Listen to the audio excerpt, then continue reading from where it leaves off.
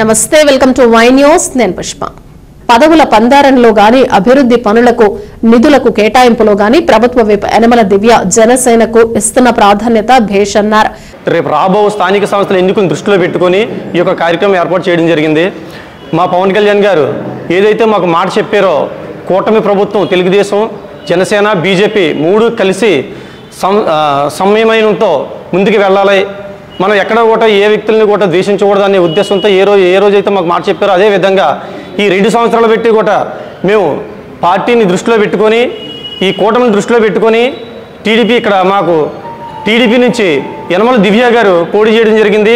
ఆనాడు 2019లో మా తుని నియోజకవర్గం జనసేన పార్టీ ఏకదాటిపైకి వచ్చి ఆ మేడం గారికి, మా దివ్యమ్మ గారికి భారీ స్థాయిలో మెజార్టీ తీసుకొచ్చాం.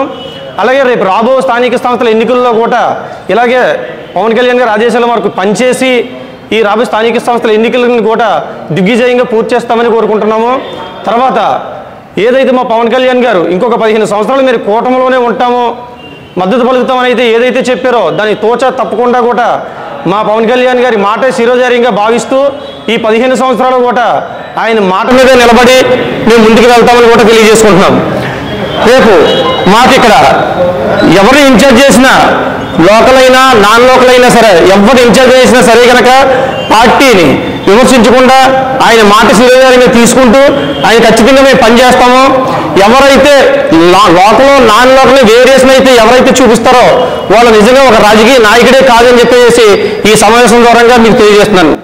అలాగే ఇకపోతే ఈ 2 సంవత్సరాల్లో మా జనసేన పార్టీకి ఏ నియోజకవర్గంలోని చేయలేని విధంగా ఈ కూటమి ప్రభుత్వం మా యనమల దివ్య గారు మాకు కొన్ని నామినేటెడ్ పోస్టులు ఇవ్వడం జరిగిందండి. అలాగే ఇంకా చాలా కార్యక్రమాలు మాకు ఏదైనా సమస్య వస్తే ఎమ్మెల్యే గారి దగ్గరికి వెళ్ళిన వెంటనే పరిష్కరించి మీకు మేము ఉన్నాము అనే భరోసా మాకు కల్పించి మమ్మల్ని ముందుకు తీసుకెళ్తున్నారు. రేపు ఇదే విధంగా కంటిన్యూ మా తుని నియోజకవర్గంలో మేమందరం కలిసికట్టుగా ఈ యొక్క పార్టీని బలోపేతం చేస్తామని కోరుకుంటూ సెలవు తీసుకుంటున్నాం.